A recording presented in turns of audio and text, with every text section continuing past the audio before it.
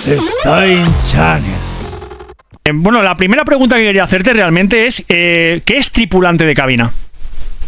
Tripulante de cabina, básicamente nos encargamos de la seguridad del vuelo y de brindarle al pasajero un servicio para que tenga el vuelo más agradable posible y cómodo.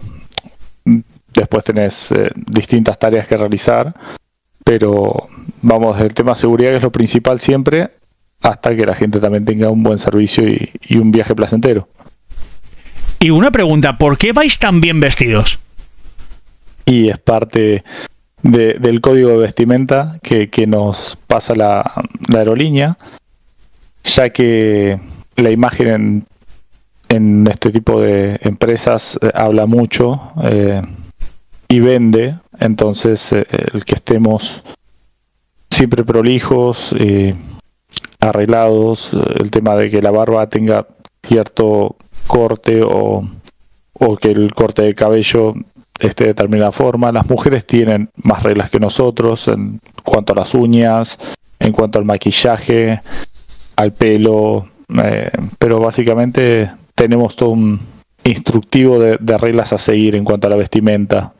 Y si fueras un poco salvaje y un día dices, oye, mira, me salto el protocolo, me voy en chándal, ¿qué pasa? Te van a despedir seguramente. No, en la reunión previa al vuelo, el supervisor ya ve cómo estás y si tenés alguna falla en cuanto al protocolo de vestimenta, esto se puede asentar como una falta, o si es recurrente, que seas despedido por estos motivos. ¿Necesitas alguna formación para hacer este tipo de trabajo? Sí. En general hay distintas instituciones que brindan esta formación. En el caso de mi empresa, yo entiendo que hay otras más que hacen lo mismo.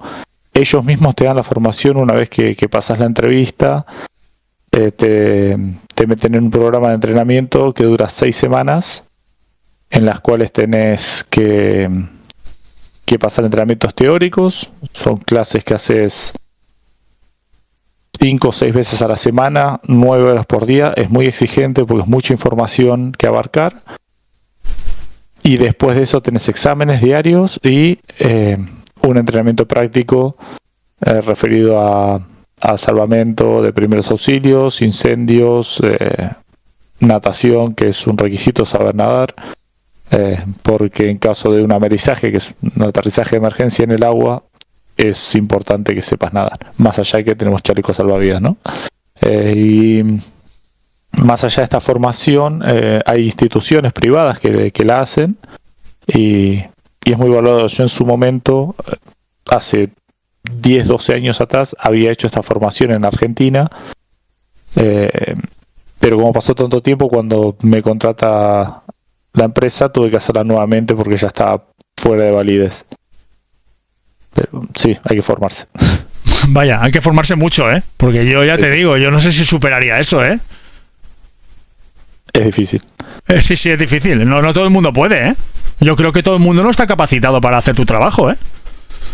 Muchos de las personas que han empezado el curso...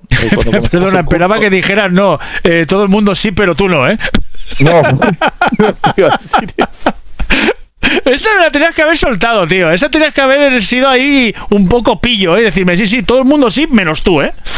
No quería bardearte, digo, por ahí. Bien, no pasa nada. Ya sé que me tienes aprecio. Se agradece, ¿eh? Se agradece. Aunque lo has pensado, ¿eh? Lo has pensado, ¿eh? Es un señor mayor. Pero lo has pensado, ¿eh? Lo has pensado, ¿eh? ¿Sí o no? Sí.